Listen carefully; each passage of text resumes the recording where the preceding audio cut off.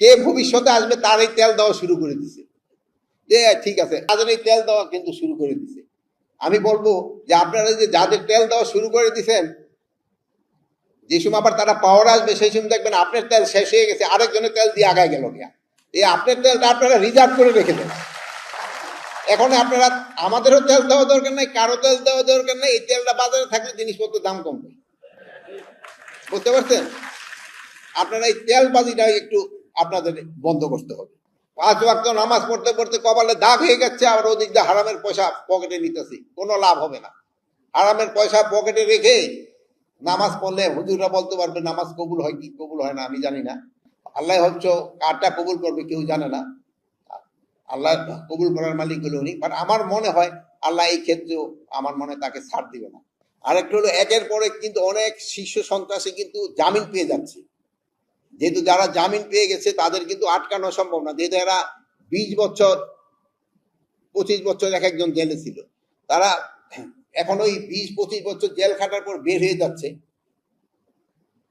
তারা আইনি প্রক্রিয়ায় কিন্তু বের হচ্ছে।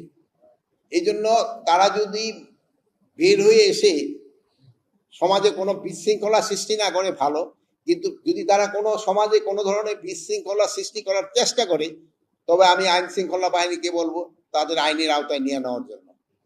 এই ক্ষেত্রে কিন্তু কোনো ধরনের ছাড় দেওয়া যাবে না। জেলা সাহেবদের বলবো, আপনাদের এখানে যারা কয়েদি হিসাবে যাচ্ছে বা যেই জায়গাতে যার যেটা প্রাপ্য ওইটাই শুধু দিবেন, এক্সট্রা কাউরে কোনো কিছু দিবেন না। এই ফেন্সি ডিল 100 টাকা খেয়ে হয়তো ছেড়ে দিচ্ছ, বাট এই ফেন্সি ডিলটা যেসব তোমার ছেলে বা তোমার ভাই খাবে, সেই সময় তুমি বুঝবা যে এই 100 টাকা আমি কেন নিছিলাম, এই ফেন্সি ডিলটা কেন আমি ছাড়ছি। এই মাদকের প্রবণতাটা কিন্তু খুবই বেড়ে গেছে। মাদক পরিদপ্তরকে আমরা কিন্তু হাতিয়ারও দিচ্ছি, কিন্তু এই হাতিয়ার দেওয়া হচ্ছে এই কারণে যে মাদক নিয়ন্ত্রণ করার জন্য। এই মাদক নিয়ন্ত্রণের জন্য আপনারা সবাই একটু সহযোগিতা করবেন। আমাদের এই ভবিষ্যৎ প্রজন্মটা যেন নষ্ট না হয়ে যায়, এই জন্য আপনারা সবাই চেষ্টা করবেন। এবার আমি যে হুজুরদের বলবো, আপনারা মসজিদে খুতবার সময় আপনারা এইগুলি উপরে একটুখানি বেশি আলোকপাত করবেন। এটার উপরে আর একটা হলো ঘুষ, ঘুষের উপরে একটু বেশি আলোচনা করবেন।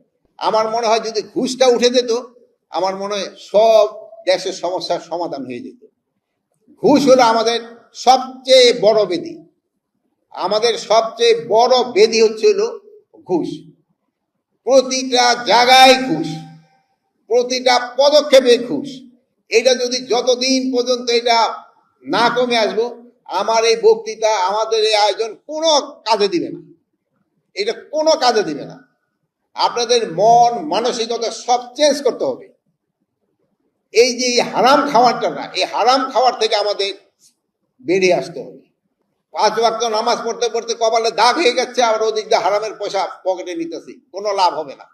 হারামের পয়সা পকেটে রেখে নামাজ পড়লে হুজুররা বলতে পারবে নামাজ কবুল হয় কি কবুল হয় না আমি জানি না। আল্লাহ হচ্ছে কারটা কবুল করবে কেউ জানে না। আল্লাহ কবুল করার মালিক হলো উনি। বাট আমার মনে হয় আল্লাহ এই ক্ষেত্রেও আমার মনে তাকে ছাড় দিবে না। এই জন্য আপনারা অনুরোধ করব, এই ঘুষ বাণিজ্য থেকে আপনারা সবাই সরে আসতে হবে। আর আমি আরেকটা অনুরোধ করবো আমাদের সাংবাদিক ভাইকে, আমারও ক্ষেত্রে যদি কোনো ঘুষের পান আপনারা আমারে বলেন। আমারও ক্ষেত্রে যদি কোনো ঘুষের আলামত পান আপনারা আমারে বলবেন। আর আরেকটা জিনিস হলো, এই পুলিশ ডিপার্টমেন্ট, বিডিআর, এইগুলিতে দেখা যায় যে একটা ভর্তি বাণিজ্য, পোস্টিং বাণিজ্য, এগুলিও কিন্তু বন্ধ করতে হবে। কোনো এই যে কনস্টেবল নিয়োগ করা হলো বা এসআই নিয়োগ করা হলো, এখানে আইজি সাহেব আছে, অন্যান্য, আপনারা একটা এক্সাম্পল দিতে পারবো কিনা যে আমি কারোর জন্য রিকোয়েস্ট করছি?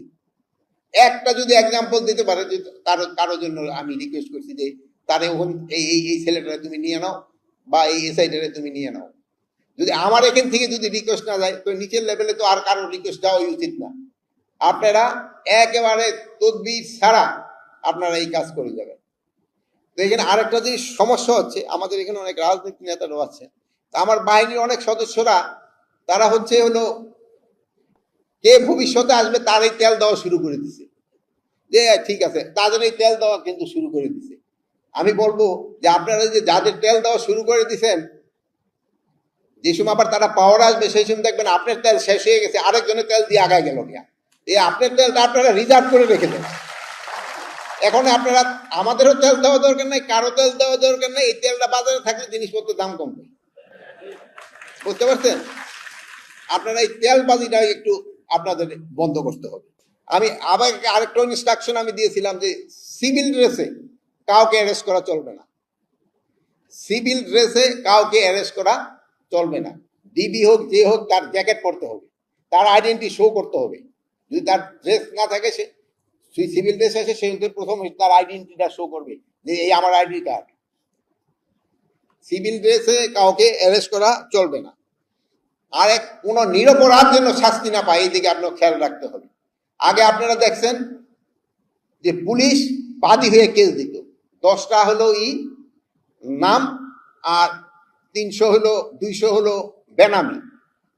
এইটা এখন পুলিশের থেকে চলে গেছে আপনার মানে সিভিলে। এখন আপনারা করতেছেন 10টা নাম, এই 200 100 বেনামি। এই যে এইটা করে, এই যে মানে যারা দোষী না তাগো আপনারা নাম দিয়ে আমাদের কিন্তু ইনভেস্টিগেশন করতেও ডিফিকাল্ট করতেছেন, এবং অ্যাকচুয়াল কালপিটও কিন্তু বের হয়ে যাবে। এই জন্য আমরা আইজি মহোদয়কে আমরা ইনস্ট্রাকশন দিছি, যারা ভুয়া মামলা করবে তাদের এগেইনস্ট অ্যাকশন নেওয়ার জন্য। ভুয়া মামলাকারীদের আমরা কোনো অবস্থায় ছাড় দিব না, সব ভুয়া মামলাকারীদের আমরা আইনের আওতায় আনব। আর এর সাথে সাথে আরেকটা, যে দোষী সেও ছাড় পাবে না, কোনো দোষীকেও ছাড় দেওয়া হবে না।